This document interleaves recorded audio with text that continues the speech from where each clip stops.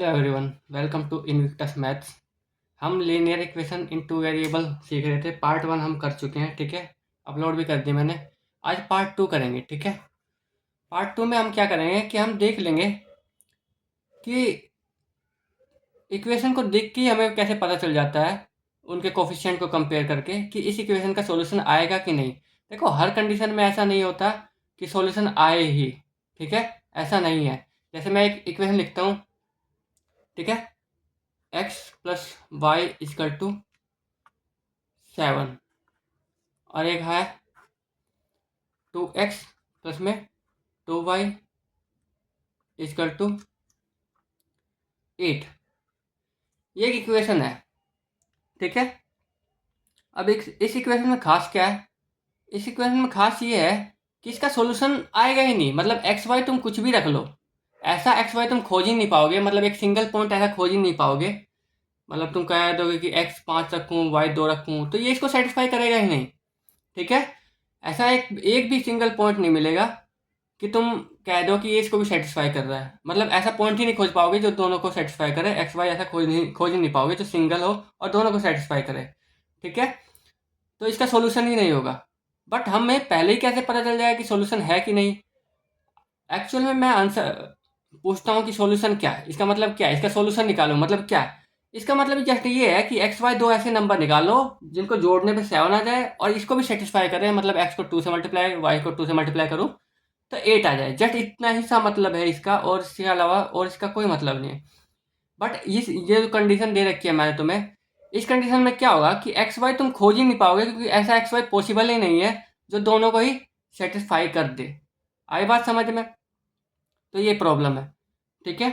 तो ये हम पहले ही कैसे पता कर सकते हैं कि दोनों ही को सोल्व कर दे कि नहीं, मतलब दोनों को ही मतलब सेटिस्फाई करेगा कि नहीं, इसका सॉल्यूशन आएगा कि नहीं, ये हम पहले ही बता सकते हैं, ठीक है। वो हम कैसे बताते हैं, ये देखो, पहली बात मैं बता देता हूँ, फिर हम चेक करेंगे अलग अलग इक्वेशन पे, ठीक है। पहले मैं दो इक्वेशन लिख देता हूँ, जनरल इक्वेशन, ठीक है। तो पहली इक्वेशन लिख देता हूँ, a1x प्लस में b1y प्लस में c1 इजकल टू 0। ये पहली इक्वेशन है।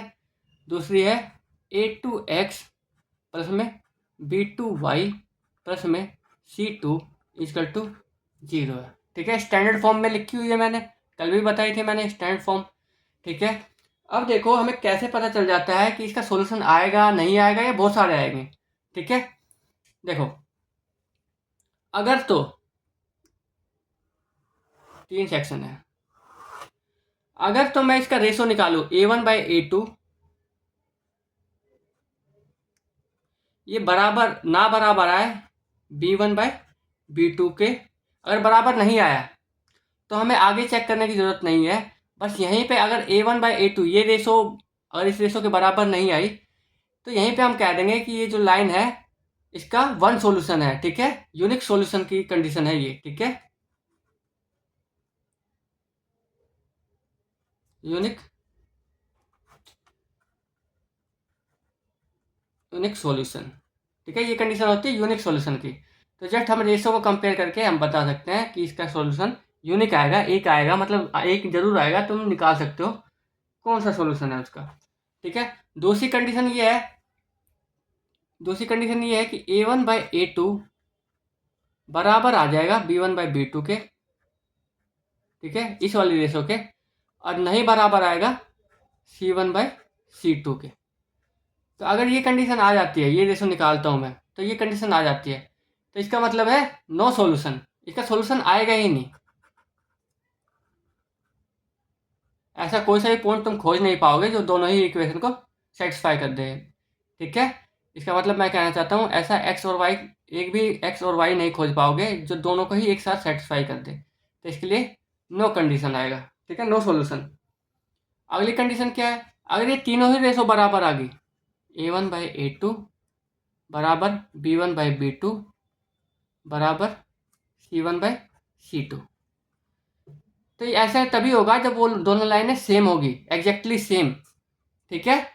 तो अगर ये ऐसा होगा तो मतलब एक लाइन, हर लाइन का हर एक पॉइंट एक दूसरे पे ही होंगे, ठीक है, दोनों लाइन एक दूसरे के ही ऊपर ही होगी, ठीक है, ये सेम ही लाइन है, तो हर पॉइंट ही दोनों पे सेटिस्फाई करेगी, ठीक है। तो इसमें क्या होता है, अगर ये तीनों रेशो बराबर आ जाए तो ये इनफाइनाइट मैनी सॉल्यूशन हो जाता है, मैनी, क्योंकि सिंगल इक्वेशन बन जाती है फिर सॉल्यूशन, ठीक है। एग्जाम्पल देखते हैं, कल हमने एक क्वेश्चन पढ़ा था, किया था, कल हमने क्वेश्चन पढ़ा था x plus y equal to 7, x minus y equal to 1, ये इक्वेशन थी, ठीक है। इसके सॉल्यूशन में निकाले थे।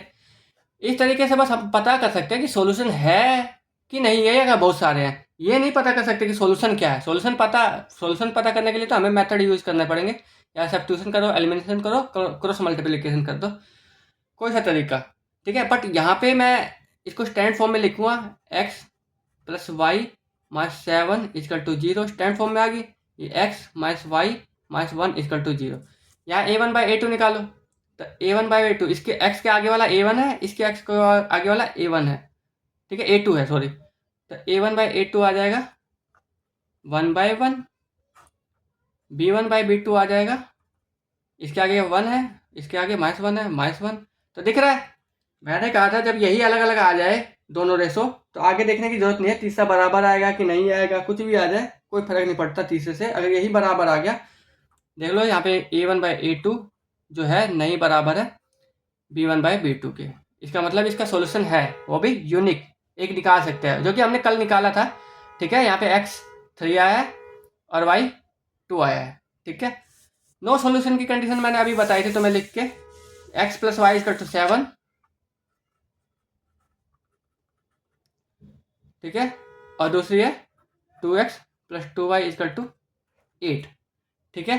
यहाँ पे स्टैंड फॉर्म में ले आओ, x plus y minus 7 equal to 0, यहाँ 2x प्लस में 2y माइनस 8 इजकल टू 0, तो यहाँ से a1/a2 निकालोगे तुम, तो क्या आएगी, इसके आगे 1 है, इसके आगे 2 है, 1/2, b1/b2 निकालोगे तो क्या आएगा 1/2, और c1/c2 निकालोगे तो क्या आएगा -7/-8, मतलब 7/8, दोनों जगह माइनस लगेगा तो वो कट जाएगा, ये आ गया। तो तुम देख सकते हो यहाँ पे से a1/a2 बराबर है b1/b2, नहीं बराबर है c1/c2, ठीक है। तो यहाँ पे सॉल्यूशन आएगा ही नहीं, एक भी सॉल्यूशन नहीं, तो पहले ही हमें पता चल जाएगा, तो हम सॉल्यूशन निकालने जाएंगे ही नहीं, ठीक है। तुम सोचोगे कि सॉल्यूशन कैसे नहीं आएगा, मैं निकाल के पता कैसे चलेगा कि सॉल्यूशन आ रहा है कि नहीं। देखो अलग कंडीशन आ जाएगी, मैं दिखाता हूँ तुम्हें क्या आ जाएगा। मैं सोल्व करना चाहता हूँ, चलो मैं सोल्व करता हूँ इसको एक बार। मैं लिखा x plus y equal to 7 और 2x प्लस में 2y equal to 8, elimination use करूँगा। एलिमिनेशन यूज करूँगा तो मान लो मल्टीप्लाई कर दिया 2 से, ताकि मैं x बराबर कर सकूँ। जैसे ही मैं 2 से मल्टीप्लाई करूँगा तो y भी बराबर हो जाएगा, देखो 2x प्लस में 2y equal to 7 to the 14। अब इसके ऊपर नीचे रखोगे, अब काटने के लिए जैसे ही तुम एक साइन चेंज करोगे तो दोनों सारे साइन चेंज करने पड़ेंगे, ये भी कट जाएगा, ये भी कट जाएगा, कुछ बचेगा नहीं, तुम निकालोगे क्या, ठीक है। तो ऐसी कंडीशन पर फंस जाओगे और इसका सोल्यूशन निकलेगा ही नहीं, ठीक है। तुम कहोगे इस मेथड से क्यों किया, दूसरे मेथड से करो, तो ऐसा नहीं है कि दूसरे मेथड से हो जाएगा, सारे मेथड सेम ही आंसर देते हैं। यहाँ से मैं निकाल लिया x जो आएगा 7 माइनस वाई आएगा, तो x की जगह लग दिया 7 माइनस वाई, ये सब्स्टिट्यूशन से कर रहा हूँ मैं सॉल्व, और देख लेते हैं, ये आएगा 14 minus 2y plus 2y equal to 8। देखो y बचेगा ही नहीं, तो तुम सॉल्यूशन लाओगे कहाँ से, यहाँ 14 इक्वल टू 8 आ गया, क्या ये पॉसिबल है, ये पॉसिबल नहीं है। तो ऐसी कंडीशन आ जाएगी, तो हमें कैसे पता चलेगा, पहले रेशो का कंपेयर कर लो, रेशो का कंपेयर करके हमें दिख जाएगा कि इसका सॉल्यूशन तो आना ही नहीं है। लास्ट बच गई तीसरी इक्वेशन, इनफाइनाइट मैनी सॉल्यूशन वाली। तो देखो उसमें क्या होता है, उसमें एक तरीके से इक्वेशन सेम होती है, मैं दिखाता हूँ तुम्हें। एक है 2x प्लस में 3y इजकल टू 14, और एक है 6x प्लस में 9y इजकल टू 42। ये दो इक्वेशन है, ध्यान से देखो इन्हें, ठीक है। इसमें तुम a1/a2 निकालो, रेशो निकालो, a1/a2 निकाला मैंने, यह है 2/6, क्या है 1/3, अलग अलग निकाल रहा हूँ क्योंकि पहले तो मुझे पता ही नहीं ये बराबर है कि नहीं। b1/b2 निकाला, ये आ गया 3/9, ये हो गया 1/3, C1/C2 निकाल, अच्छा स्टैंड फॉर्म में नहीं लिया है, इधर लिया है, इधर लिखो इसको।